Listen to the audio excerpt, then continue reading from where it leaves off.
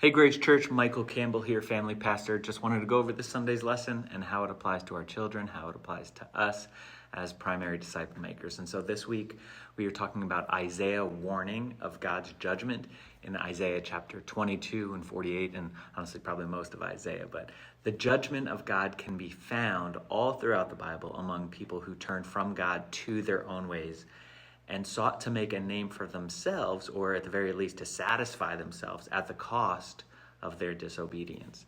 And in Isaiah chapter 22, we find a warning from God regarding the selfish ambitions or pursuits of God's people. And so, though many strong, knee-shaking statements are made by God in this rebuke, one statement captures the heart of the rebellion.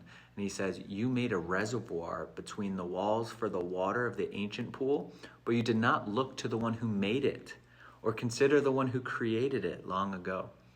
So God's people had to set their hope in themselves and had forgotten the maker and sustainer of all the good things that had come from them.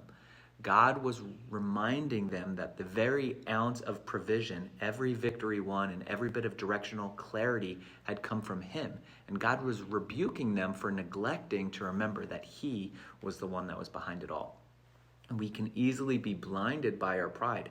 After all, when we experience great accomplishments, unlikely victories, or significant provisions, it's difficult not to assume our own great work within it. But as God reminds us in Isaiah, He's the one who raises up and tears down leaders. In Isaiah 48:11, He will not share His glory with anybody else.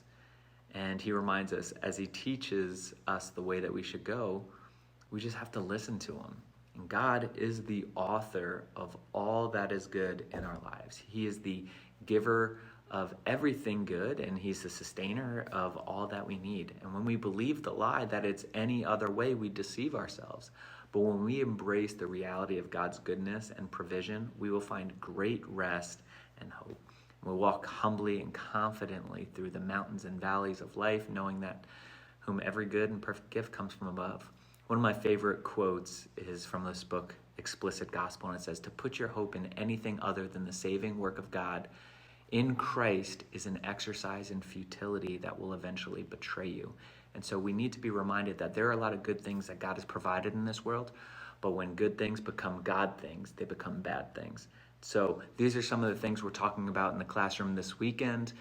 You'll notice some more questions and memory verse and discussion topics in the thread, but till next week, God bless and take care.